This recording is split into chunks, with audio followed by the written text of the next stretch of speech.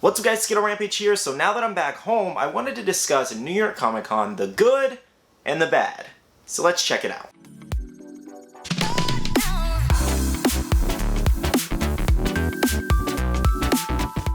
Hey everyone, I hope you're having a great day. Today we're going to be discussing the good and bad of New York Comic Con 2022 Funko. Now before we jump into our topic, we do have our question of the day, and that is, how was your experience for New York Comic Con 2022 Funko? I want to hear what you guys thought, what was the good, what was the bad. Drop it down below. Alright guys, so as you guys do know, I had the privilege of going to Nycc 2022 this year, experiencing Fright Night as well as the Funko booth, and getting some things that I needed. So please don't feel like I'm complaining or being ungrateful in any manner. I am happy that I had the opportunity to go. However, there are some things that I personally would change, and this is just my experience with the event, as well as I'm doing my best here to recap how everybody felt about it. Now firstly, I do want to discuss the Funko Fright Night booth at Nycc. A lot of things went wrong there. So over at the booth, once people got through their first slot of reservations at 10:30, that's where the problem started, because they were missing 7 exclusives right off the bat, as well as Luffy with Going Merry, the hottest exclusive this year, did actually only have shared stickers, and they only had 20 available at the time. And honestly, I'm not shocked that they had the wrong sticker for this event for a lot of the exclusives, because as you guys have seen for the last few events, that's been the trending theme. Thursday was also bad because they didn't even open up the booth to the public later on after the 3 p.m. time slots, because they were 2 hours behind on the reservations all day. As far as the stock issues, this is what I heard from Funko employees actually saying, that the hurricane in Florida delayed their stock to the event. I'm not at all sure how that's possible, given they have locations in Arizona now, they have locations in Hollywood, California, and then they have locations in Washington, Seattle, and Everett, excuse me. So I don't know how those places were affected by a hurricane down where I am. That makes no sense to me. So unless the stock was actually shipping from North Carolina, South Carolina, or South Florida, where the hurricane majorly hit the United States, I don't really see how this was at all affected, but again, not going to wean too far into it. Now, as I did mention, they only had a few Luffys in the actual booth with the shared sticker, but later on they did bring in some pallets of Luffys as well as a few of the other exclusives that were missing. I think if I remember correctly though, they did not have Goku all day Thursday. I might be wrong on that. Someone who was at the booth and had a Thursday slot, drop a comment down below and let me know about that. But I heard Goku wasn't available for a while. And on those pallets, Luffy did actually have the official sticker. However, they were also doing sticker swaps at the booth. And as you guys do know, this is going to create a little bit of chaos, because all the boxes on the shared and the event exclusives, I believe, have the same date stamp and the same boxes, everything. So you could easily take a cheap con pop that you bought during your slot and then swap it on Luffy, for example, and then sell it for $500 on eBay. So there's not really a way to combat that, unfortunately. But my point in bringing up the extra stock is the fact that anybody who had the earlier time slots and missed out on Luffy, even the shared exclusive that they were selling, didn't get a chance to go back in and buy Luffy. If you didn't get it during your slot, basically you were out of luck, Funko was saying. Now in my opinion, that's not exactly fair, because Funko never tweets these things out or never even addresses the situation. We should have got a notification on Twitter the day of, when you knew the stock was missing.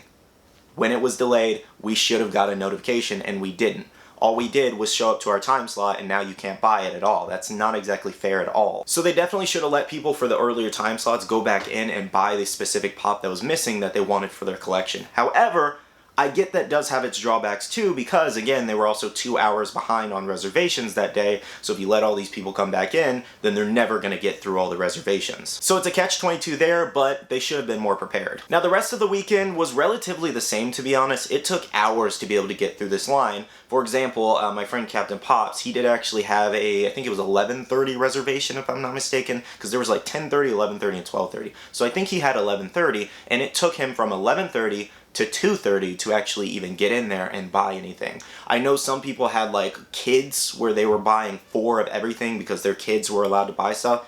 I'm sorry, but if you have like a 3-year-old with you, they should not be able to buy a pop exclusive. That makes no sense. You're the one buying for them. That's so silly to me if you're bringing in 3 kids like that and Funko's allowing you to buy 4 of each like that.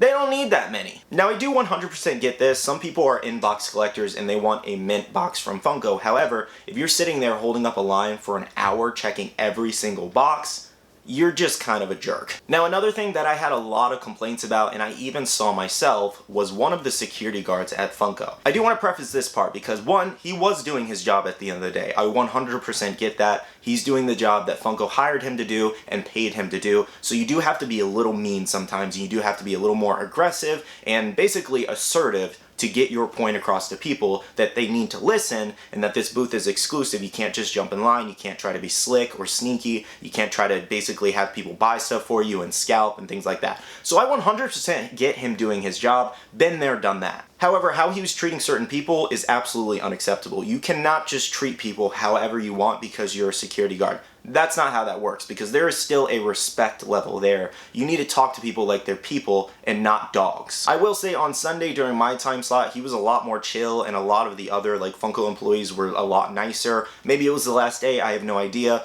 but during my slot, he was a lot more chill. But over the Thursday, Friday, and Saturday, I heard he was just a jerk. But again, I fully understand that you have to do your job, but it's all in how you treat people at the same time. You can't yell at people for asking you questions when you have a Funko logo on your jacket. Of course, they're going to come up to you with Funko Pop questions and Loungefly questions, and you can't just yell at them because they're asking you a million questions. That's in the job description too, even though you may not work in the booth. They're going to come up to you not knowing. Other than that, he did a great job at keeping the line moving, keeping people out of line that weren't supposed to be in there. So he did a good job overall, but how he was treating some people, just unacceptable. Now, I did have a Sunday time slot at 10:30 a.m., the first time slot, and I jumped in line relatively pretty early as I could, to be honest. I rushed over there because I knew there was a lot of problems happening at the Funko booth, and it took me, I think, an hour and a half to get through the line, almost 2 hours roughly. By the time I got up to the counter, I would say 8 things were sold out, a couple of things that I wanted. Luffy with Going Merry, it only had the shared sticker on Sunday for some reason,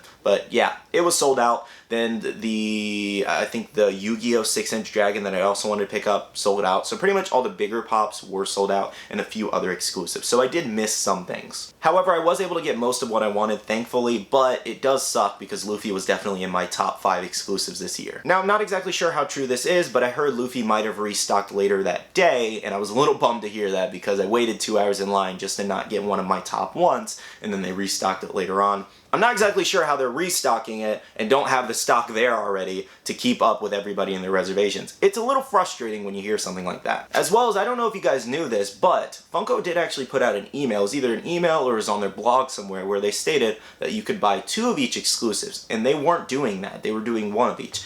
Thankfully they were, because everything would have been sold out probably, and maybe they realized that they couldn't do 2 anymore because they didn't have enough stock for all the days. And on the last day, Sunday, they didn't sell out of a majority of the other things, so when the booth opened to the public and the standby line, basically people could buy 5 of each exclusives, and that's how you have pictures going around where people have boxes and bags full of different exclusives. I think the biggest issues were them having the incorrect sticker on some exclusives, as well as low stock on different things, and not having some exclusives at all. And the weird thing about this is that they were doing some sticker swaps at the booth, because you do have some Swampfires going around with double stickers, maybe some Luffy's, but definitely some other exclusives. One that didn't have the official sticker at all was the Hitachi Twins. None of those have the official stickers. So if you see any on the market with an official sticker, someone swapped that on the aftermarket. And again, like I said, they were swapping some stickers. Swampfire is proof of that, where they placed a sticker over it or they ripped the sticker off completely and replaced it, and you can see the glue outline.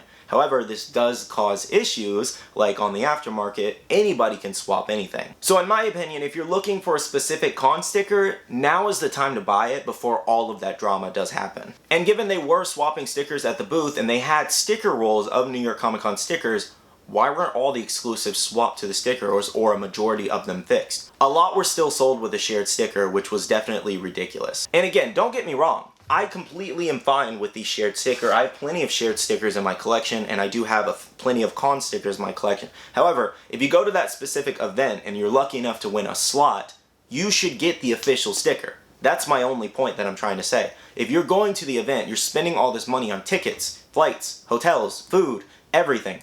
You should be getting the official sticker, because that is one of the main drawing points to the Funko booth, that official Comic-Con sticker. So why are you selling shared exclusives? We can just go to the shared retailers for those. Now, something else I wanted to mention, but I also consider not mentioning because it's nothing new and it happens at every event, was the scalpers in line or resellers in line. I get wanting to go to the event and offsetting your costs. Like me, for example, I was going to buy a couple extra con exclusives to sell to offset the, over $1,000 that this trip did cost, because at minimum, this trip does cost $1,000. And the closer you get to the event, some hotels for the 4 or 5 days were $2,000 alone. That's before flight, taxes, and everything else. And of course, this happens in every single hobby. That's why I kind of just wanted to lightly mention it. It's nothing new at all that there's scalpers in Funko, resellers in Funkos.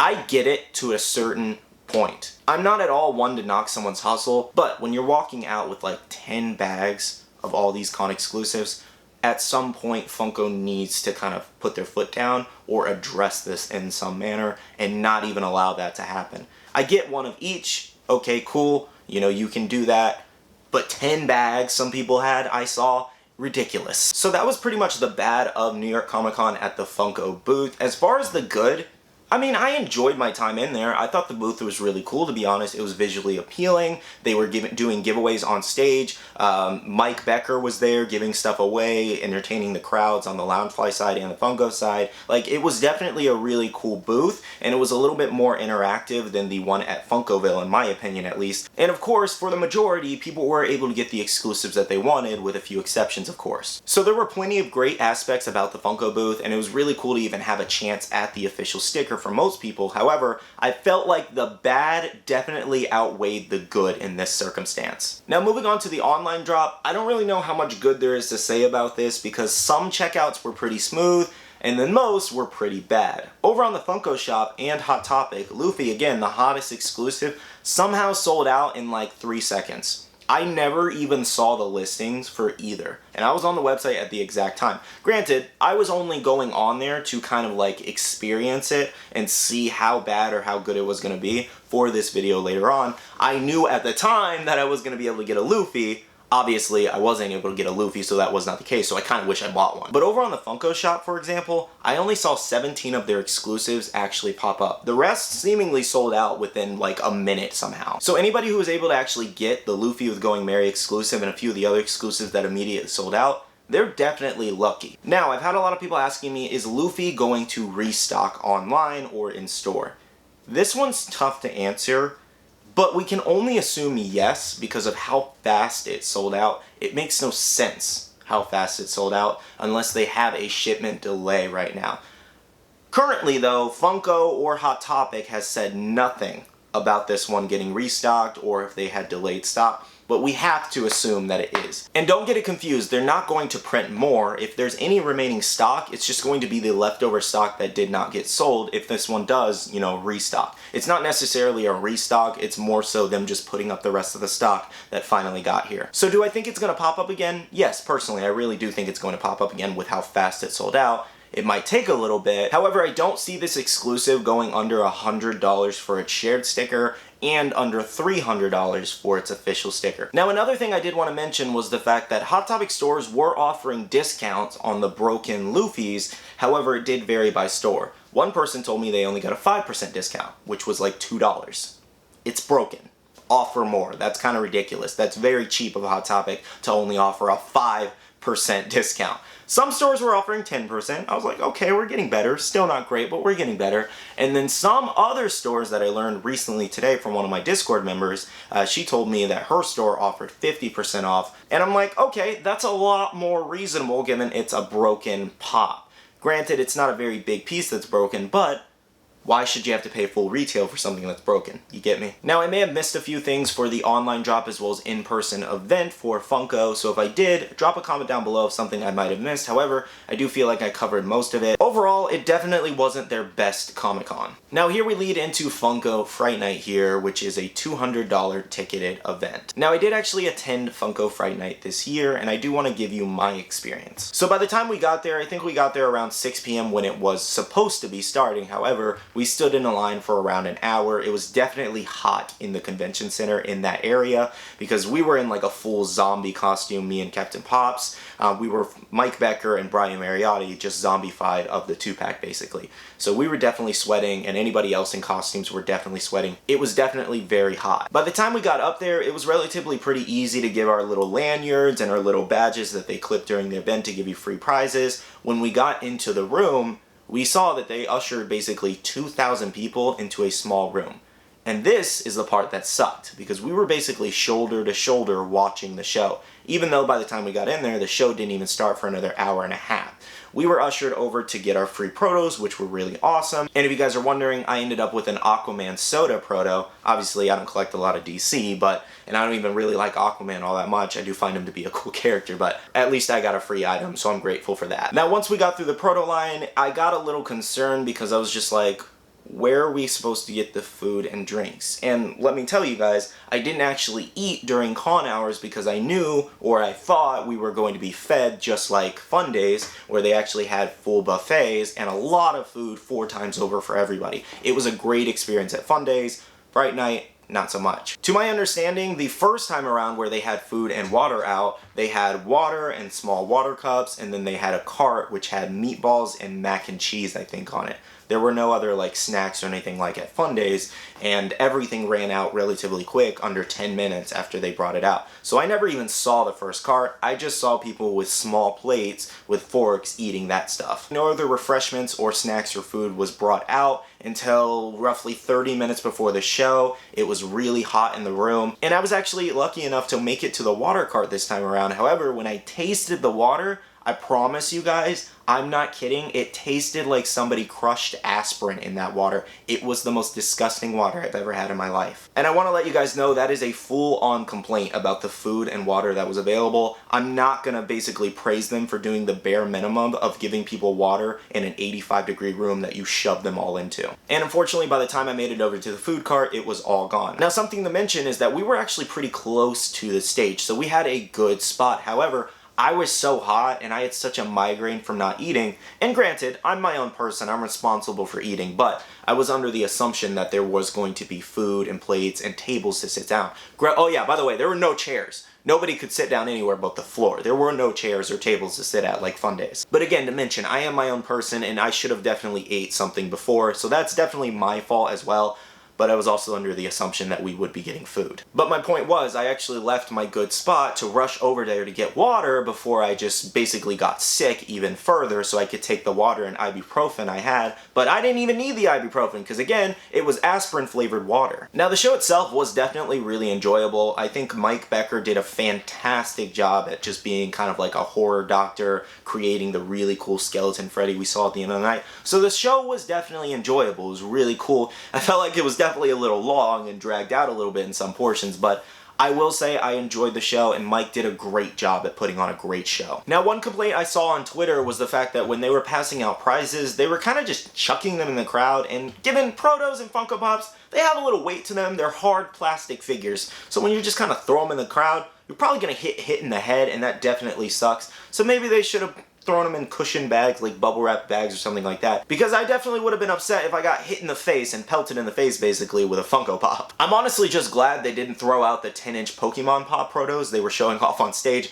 That would have sucked. Now, the actual Fright Night boxes that they gave away before the show started, a lot of people had their issues with, to be honest, and a lot of people were pretty upset. Honestly, I thought the box was kind of cool, like the Freddy Funko as Sam and the Freddy Funko as They Live. I thought those were cool pieces. They were all around 1,700 pieces. I can definitely get some people's concerns as to everybody got the exact same box, so it's not like we could trade at the event. And basically, I think only one soda was different. I think it was the sodas that were different, just like the actual online drop box of Fright. So I agree with a lot of people that they definitely could have put a lot more variety and maybe some like glow-in-the-dark exclusives or flocked exclusives on the pop, just like they did with Fun Days. Because, for example, we had like Blacklight Freddy Funkos as Transformers, and then also metallic pieces at 500 pieces. The lowest piece count at the event, I think, was 1,600 or 1,700 pieces. So if you don't get it by now, Fun Days was leagues better. Now, with those boxes, they were actually handing out little cards that had different monsters on them. And depending on which card you had, you did actually get to redeem them at the end of the night for a different prize.